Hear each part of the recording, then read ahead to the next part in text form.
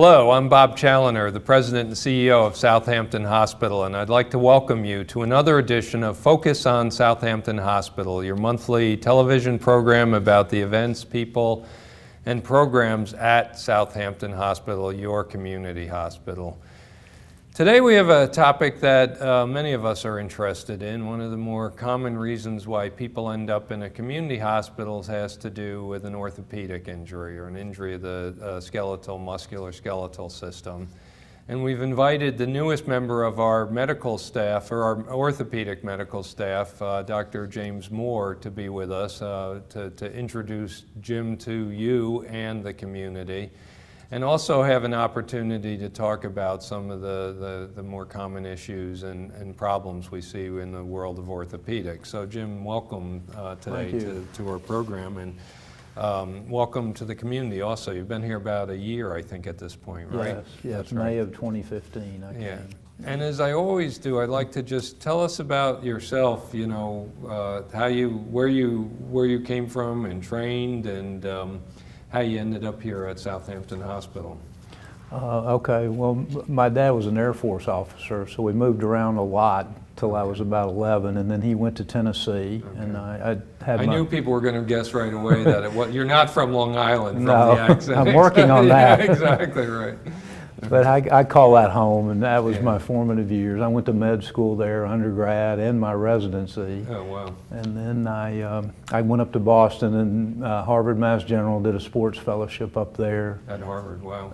Which was a lot of fun with the Patriots and the Bruins, which is not popular here, but had all the fun and none of the responsibility. Oh, and then I did a trauma fellowship in Germany and Switzerland and some volunteer work in Africa. And then I came back and accepted a position at Columbia in New York, which I thought would last 2 or 3 years, and I'd go south. And I ended up taking a job at Lincoln as chief of orthopedics, which I thought was a good move at the time. And I'd been there until my wife, who's from Long Island, was willing to come, and I was lucky enough to be able to come here, and we're very happy to be out here. And are you living in Southampton, or which town are you in? We just moved to Southampton. Okay, great. Yeah, that's a couple months ago. Well, that's quite a change. Were you living right in the city previously? Or? We were on 63rd in York. Okay. My wife was at Bellevue, and I would go up to the Bronx every day. Wow, that's a big adjustment, actually. It's been a big adjustment, more for her than me. I love getting away from the big city. Yeah, I bet. It's such a beautiful environment, and I hope you're finding all the great things that we have to offer out here on the East End. It's a terrific place to live, and we're always very grateful to the spouses that encourage the physicians to move out here. It's as you know, we're always struggling to add to our medical staff, and thrilled when we get somebody with your qualifications and capabilities actually to join our medical staff. So welcome, and thank you for joining us. Clearly, different community, and serving in the Bronx and the city, you're probably seeing a very different practice. And not that trauma is unheard of out here in Southampton, and you've had some experience with our ERs. Anything surprised you, or are you seeing cases that you really weren't expecting to see, maybe now that you've been out here? So. I definitely have, Bob, and I think that's the nature of orthopedic trauma. It's always something you've never seen or is not in any book. Right. I guess the one thing I like is I don't see the patient that has 3 or 4 fractures in the extremity, because I sometimes found that discouraging, to work for several hours on one extremity and then close up and move to another and have a couple more hours of work. But it does happen here too, where you get the multiple, but much less. And I guess basically the injuries are similar, but the sports or the way it's generated can be different. Yeah, I mean, one of the things that I see here, it's clearly a place where we see a lot of weekend warrior kind of injuries, I would guess. Anecdotally, I hear about bicycles, and a lot of people love to bike, and we don't want people to be afraid to bike, obviously, but something to be careful with. And are you seeing those kind of injuries as well? I see a lot of bikes, either they've fallen or been run off the road by cars. I've seen a lot of tennis injuries, which you would think would be low impact, but people seem to play pretty hard. Yeah, they do. Some wakeboarding and boating injuries. Horseback riding, which you don't see in the Bronx. No, people fall off their motorcycle, but not their horse. Yeah, exactly. Yeah, I would think that would be quite a few differences. But So I wanted to start talking a little bit about some of the different types of surgery and orthopedic issues. And the one I thought we'd start off with is hip replacement. And the basic question, many of us are getting older and we hear about hip replacements. And from your perspective, what are the signs that somebody may be starting to get to the point where they need a hip replacement? It's always pain, Bob, is the first thing, Right. And it can be just mild pain initially, but to do a joint replacement, they should have disabling pain. It should have progressed to a point where it possibly keeps the patient awake at night, Okay. affects getting up from a chair, stairs, not relieved with the usual things like physical therapy, oral medications. So where it affects the quality of life, where Okay. life is not enjoyable because of this joint that's uncomfortable. And people always talk about, hip replacement in fairly cavalier terms. What does it actually involve? What is a hip replacement surgery actually involve? Well, number one, you have to have anesthesia. It's an incision. We have to get to that joint, which is fairly deep in the body. And there's different approaches to get there, which are evolving. Once you're there, you actually remove the ball. That's a ball and socket joint, Okay. so it can move in every direction, theoretically. You would take the ball off and create a channel into the medullary canal of the femur. Okay, going that's down the toward long the bone knee. in the top of the leg? Yeah. Correct. And then you would take the socket and ream out any damaged cartilage that's left and create a nice half circle socket, which you'd put a cup with a Okay. polyethylene lining. Okay. Usually, there are other liners, and then a ball, metal ball or ceramic ball into the femur. What holds it all in place? I've always wondered about that. So. We used to use a lot of cement. Okay. The hips from 30, 40 years ago were cemented, and now some of the surfaces of the metal will allow bone to grow in, and it's usually our preference to what we call press fit, drive it into the bone where it's solidly impacted, and then the patient can grow their own bone into that. Into the prosthetic device Yes, itself? yeah. So now it's friction basically, and then the patient will grow bone, hopefully over time, that makes it a part of them. And what's really going on when somebody's hip is degenerating? What's causing the need for a hip replacement? It's wear of the cartilage, that smooth, white surface you see on a chicken bone or Okay. that looks smooth and slippery is Okay. what we all have at the end of our long bones. And that starts to wear. We're not sure exactly why. There are some biomarkers that people are susceptible to. It can be traumatic where you get a chip in the cartilage and those pieces come off and start to be like sand in a gearbox where they grind. And that surface is no longer smooth and slippery. It becomes rough and too high a friction. Oh, okay. So the bone is sort of just grinding on bone, essentially. Bone is So- grinding on bone, yeah. Okay. Are there factors that lifestyle issues that can influence the degeneration of a hip that would lead to this? Or are there exercise patterns or things? Or are there anything that you recommend for people that really want to prevent having problems with their hips later in life?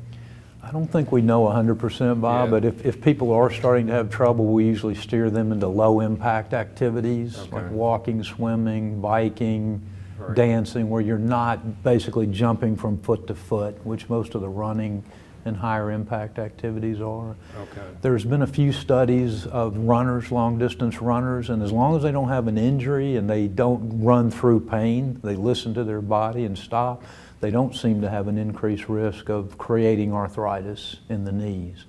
Yeah, a question for you, because I am a runner, and I've heard sometimes you hear the no pain, no gain kind of thing, and I never know, all right, what's the pain that, as soon as I feel a twinge, I want to quit. But what is your sense? Like, what advice would you give to somebody if they're starting to feel a little pain? When is it pain that they really need to worry about? I think if your alignment's good, Bob, you don't have a bowed or an old traumatic injury, Right. you could probably run through some pain, Right. you know, I'm going to say 5 to 10 minutes. I don't know if you're running for hours on end. No, But I think you should probably see how you feel the next day or the day after, and that pain should probably resolve, and don't go Okay. out and run if you still have it, particularly if it's a sharp localized pain. If you're Okay. achy everywhere and you think it's muscle, not in the joint, Right. that may be the no pain, no gain muscle thing where you're training a muscle. Okay. But the joint, if it's painful, usually is not going to respond to pushing through that. It's going to get worse. Okay. That's I good. guess my analogy is something like, it's like poking your eye. Your eye's probably okay, but don't keep doing that. Right, exactly, right, You exactly. should listen a little bit. And what about hip replacement surgery? Are there age restrictions, either early or older? And I know that we often hear about age when it comes to hip replacement. How does that play into it? Well, it's a factor for the longevity of the hip replacement. We know younger people want to be more active and are, and we know it's not going to last, we think 20 to 30 years, the ones we're putting in now. Okay. And as you get older, your risk goes up somewhat for the surgery, for cardiovascular risk. So in reality, most of the patients are between 50 and 80. 50 and 80. Okay. Yes, but there's definitely people outside of that. You have young people with rheumatoid arthritis or damaged joints where you could do a hip or knee at a much younger age. There's Okay. teenagers that have had it. And there's probably the outlier on the older side who's a physiologic 60-year-old, but his birthday says he's 85, and he wants you to do it. He's still water skiing or Right. wants to be active, but he's disabled by pain. Okay. And so it's a reasonable thing to do, older and younger, but it's not the norm. 20 to 30 years, I would guess, would work for most people, but I guess there are cases where people have had to have a series of hip replacements over their lives, potentially? Well, statistically, Bob, which means nothing for an individual, Right. but 95%, 96% of these are successful. The patient is happy, less pain, glad they did it. They may Okay. have some, but it should be less. And then they start to fail at the 10-year mark. So about 97% of them are in place, Right. hips and knees, at the 10-year mark. And then about 1% a year will start to fail. And what happens when they're failing? What's actually going on there? There can be infections seeded Okay. from various places in the body, Okay. urinary tract, oral. That can happen. They Okay. can get loose for an unexplained reason. For some reason, the bone or the cement starts to loosen earlier than what we would hope or Right. predict. Okay. Some people have trauma where they've torn a ligament and now it's unstable or not as pain-free as it used to be. Okay. And a question that I often hear is, if you have one hip replacement, are you absolutely going to need two, or what's kind of the determinants of that, whether it's one or both hips? No, I don't think you're destined to have that. It is common to have a mirror image of one side to the other. Okay. But I do see people with you have a dominant leg. A lot of people who are right-handed will kick with that leg and they'll get a little more arthritis in that side. Right.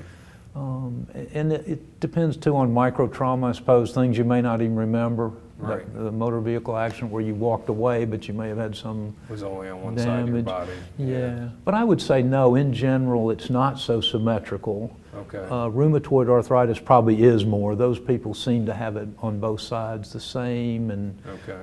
frequently need multiple joint replacements. Okay. Moving to another part of the body where we hear about replacements frequently, I've heard knees, and I've heard it said that hip replacement surgery is actually easier to recover from knees. Is there any truth to that? And then we'll talk about what's going on with knees exactly. It's definitely easier, Bob.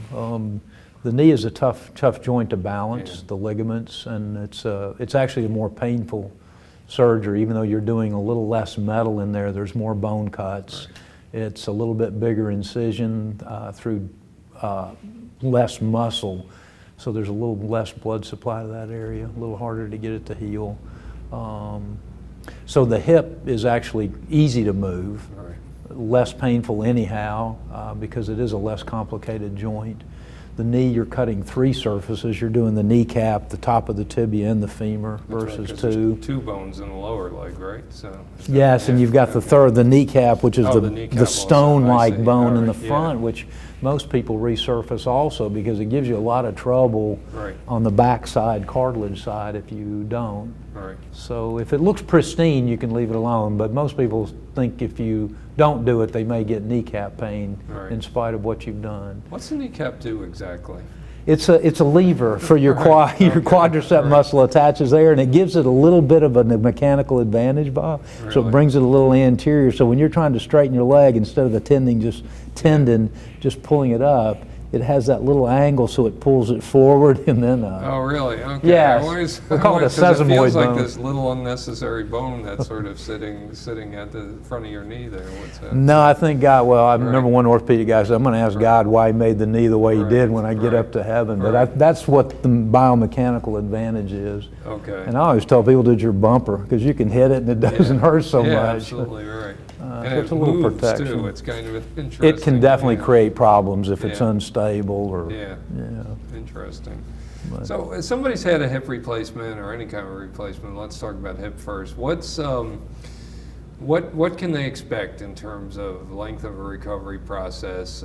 Let's do hips first, because knees we'll talk about in a little bit. It sounds like they're a little more complicated, but what's the duration of recovery, and what kind of lifestyle improvements can they expect? And I've heard people say that, do I really want to go through, because surgery is, surgery is always a little scary, it's invasive, and and it's painful, and the recovery can be painful, but what should somebody expect in terms of that recovery process? There is pain, Bob, but we've gotten a lot better, and Southampton Hospital is great at pain control in blocks, which has been a pleasure for me. But the first couple days you need narcotics, and we usually keep people in the hospital 1 to 3 days, although we've tried to accelerate that. Try to get you up either later the same day of surgery or the next day, and try to take some steps, try to move the joint. And then we can either get you home or to rehab, and a lot of that depends on your progress the first couple of days, your desire, how your home is set up. Is it one floor? Do you have help at home and a good, safe environment at home? They're painful basically 6 weeks to 12 weeks, and then hopefully people say I'm pain-free.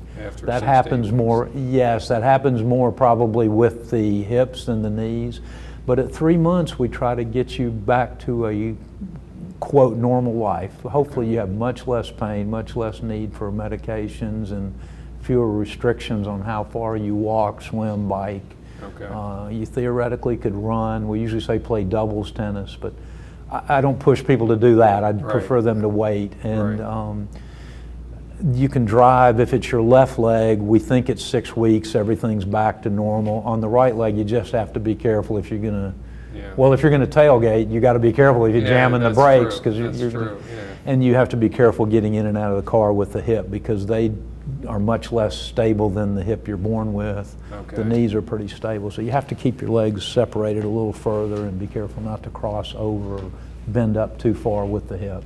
They can dislocate. At what point would you say somebody really doesn't even need to think about it anymore, that they can get in and out of a car driving, or could you go back to running? Is it realistic that people can make, You can, but I think you get so many cycles with that hip, so if you want to use it running, I guess that's your choice. And we don't encourage it, but if that's it doesn't sound like you encourage running too much for Well, I have people who need it for their psychological, they psychologically need the running for the endorphins, I suppose. So if you make that choice, and I say more power to you. The hips, we say 3 months is real cautious, and some people do get away with bending over very far, they get away with crossing their leg, but it's basically a lifetime restriction. But the high risk is the first 6 to 12 weeks when we have you sleep with a pillow and a wedge. And then it goes down, it becomes much lower, but it's never zero. The knees, we don't worry about those dislocating. Those usually are very stable. We worry about those being too stiff, which is more of a problem. The hips, we don't worry about stiffness as much. They're a little too loose. The knees get stiff, and we want those to move and be a little less stable. Okay. So you don't have to worry about those dislocating like the hips. Interesting. So it's a little bit of a different animal. And the pain of the joint, deteriorating joint, goes away, I guess. I mean, I mean, after that 6-12 month or week period, that they will be fairly pain-free, or most people will be. I would expect them. So. We expect them to be, Bob. The hips, I usually tell people, they can be pain-free. We like to see 90% less pain. The knees, we say 80 to 90% less. They're not quite as pain-free as the hips in general. Okay. I do have people who are pain-free, and they'll come in and stomp their knee and say, look, you told me I'd still have pain, but I don't. And I'm very happy to see that. Right. But it's not the norm statistically. Okay. So let's talk about knees now, and then knee surgery. When should somebody start thinking about knee replacement surgery? What are sort of are the symptoms similar to the hip, or what's going on when you would say it's time? They're very similar, Bob. Right. It's pain, getting up from a chair, trying to go upstairs or down, pain that keeps you awake at night. That's the main indication. Some people say I have a stiff knee. If it's not painful, we don't like to do that because we may not get you better motion. Right. A lot of times the knees stay the same. They're still stiff. So it's mostly for pain and affected quality of life. Okay. Some people have noises, big cracking, popping. Again, Right. we can eliminate some of that, but even the knee replacements can do a little bit of popping and clicking.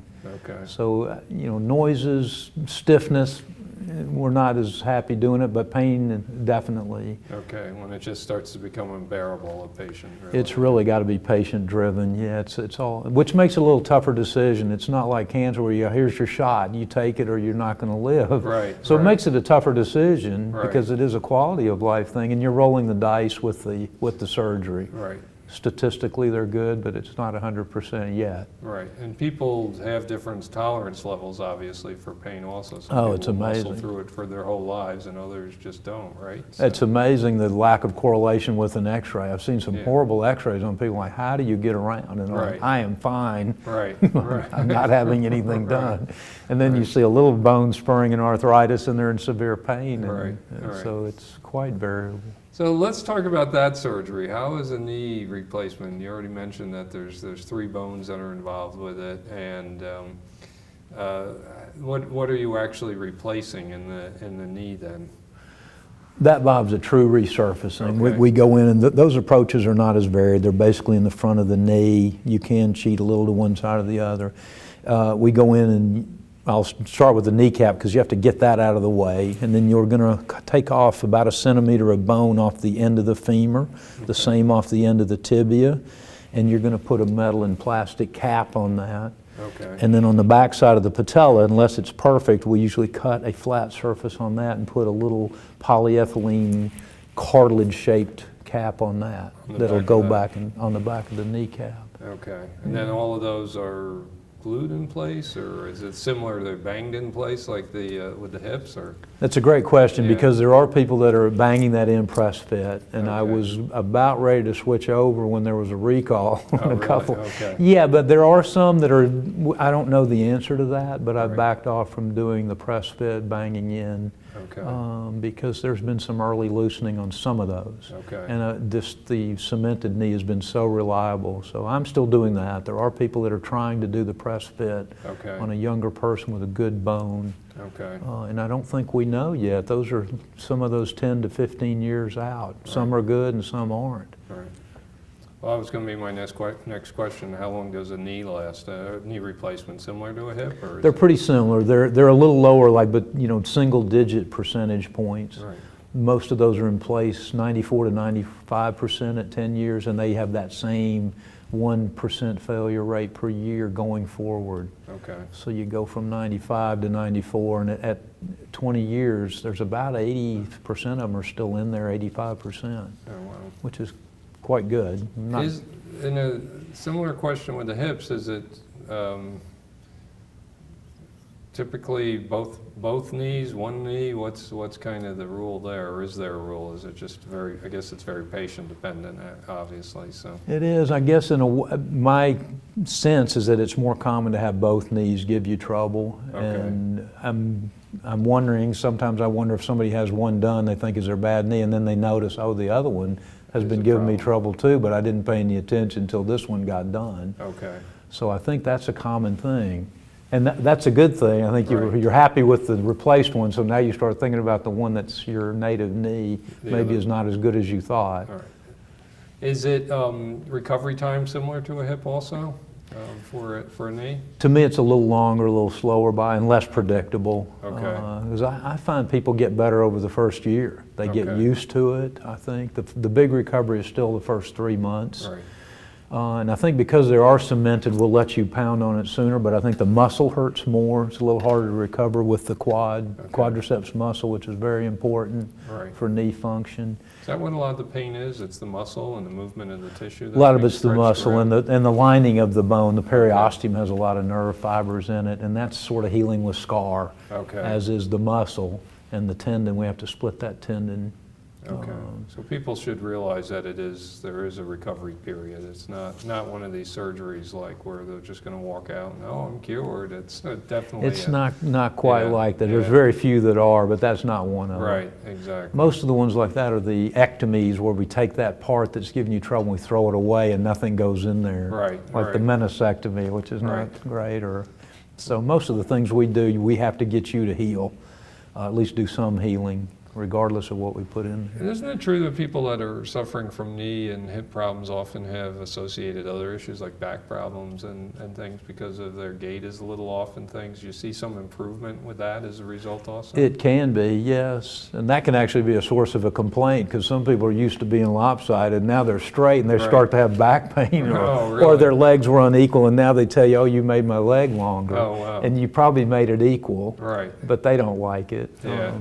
But yes, it can definitely change your gait. And I guess the fact that we choose to walk upright means almost everybody has some back pain. Right. Just the way we want to twist around and do things. I read once that we were actually built to be walking on all fours. We haven't quite evolved yet to be totally, so one of the other orthopedic injuries that I hear about is rotator cuff surgery, and I'm going to sound incredibly stupid, but I know it involves the shoulder, but what exactly is a rotator cuff and why is it injured? What's causing that injury? The rotator cuff, Bob, is a flat series of 4 tendons, basically like 4 fingers, that control the small rotations of your shoulder. Okay. So it's a little bit about like the quad you were telling me about, or asking about, where it goes into the kneecap, because those control the rotation of the shoulder when you first start to lift. So if your arm's by your side and the big deltoid muscle starts to fire, it just pulls your shoulder up and jams it. The rotator cuff will start it out to the side a little bit to clear it, and then the deltoid can kick in. Oh, okay. So they're actually 4 flat little tendons on muscles that control those little rotations to put your shoulder in an optimum position for the big muscles to fire, the pec, the deltoid, or the latissimus. And it tends to get frayed as you go through life because it has to function underneath your acromion, so it moves under another bone. And I know that often it's sports related, right? People that are, playing a sport, or they've fallen off a horse. I hear people have had rotator cuff damage because of falling off a horse. Is it trauma typically that triggers it? Or it definitely can be trauma. It can be overuse. You do the same motion over and over. Okay. It can be just wear and tear from just normal activities, but the overhead athlete is definitely at risk. Okay. The person who's going to do over and over throwing. The young people that tear the rotator cuff usually have had a major trauma. The older people, it's frequently attrition, where you've done something small over and over, you start to get a small tear, and then it progresses, or you decide to lift something heavy one day and finally that tendon goes. Pops out. It pops. Or tears, right? Now obviously you're not putting in artificial tendons. What are you doing exactly when you're repairing that? It's stitching things back together? We're putting it back. There are artificial tendons that have come and gone. I've tried a couple, and there's some new ones that may be better, but Okay. but in general we try to take your tendon on your muscle and reattach it where it was Okay. onto the humeral head or the ball, Okay. which we can do through the scope usually. Small incisions with a camera, small instruments and anchors that we drill in with sutures. There's a few things that we think will help people heal, using your blood, trying to make it bleed in that area so you get growth factors coming in. Okay. But the healing rate for the rotator cuff is about 88 to 90%. Okay. Some people do re-tear, but hopefully they don't get pain. Even though Right. we think it's torn, they feel better, a lot They do of feel them. better. Yeah, Okay. which is somewhat unexplainable, but And how would you know you've got a rotator cuff issue? it's usually pain. Right, It can okay. just be weakness, like I Right. can't get this up, or I could get it up to here, but then it drops back down. Okay. But it's frequently pain trying to get to that position. Okay, trying to lift your arm or whatever. Yeah. And unfortunately, we're just about out of time, but I have one last question for you. In the world of orthopedics, medicine's always evolving. Anything that's particularly that you see on the horizon that you're excited about? There's really a bunch, Bob. Yeah. You made me think about it, but I think platelet-rich plasma, one of the what we call biologics, where we can try to either accelerate or improve your healing Okay. using your tissue or blood. I think we're going to be able to take cartilage from patients. We can do that and grow it in the lab, but we can't get it to stay on the bone. So I think Okay. we're going to say in a few years these knee replacements, hip replacements are barbaric. We can grow your own cartilage and put it in there. We'll grow Okay. you your own knee. That would be wonderful. I'm Yeah, hoping. yeah. The robotics, I think, is going to be the thing where we're not doing it, a robot's doing it with our direction, I Okay. think is coming. Right. I'm sure there's things that you Other couldn't things imagine, but I happening. think we're going to be Yeah, bionic people in, Yeah, I in the think you're future. right. Certainly we're living older and everybody wants to live a more active lifestyle as we get older, and I think the great work that you and the other orthopedic surgeons on our staff are doing is really helping people do that. So I thank you for everything you're so. doing, Dr. Moore. You're welcome. Thanks, Bob. And I'd like to thank everyone for listening today. I'd like to thank our friends at CTV for producing the show and airing it in Southampton, our friends in LTV for airing the show in East Hampton. If you'd like more information, you'd like to have a consultation with Dr. Moore or any of the members of our orthopedic staff, please feel free to call the hospital. Information on the website. And also feel free to call my office at 631-726-8555 if you need any help navigating our healthcare system here in the East End. We'll be happy to help you. Thank you for watching, and we look forward to serving you. Good health, everyone.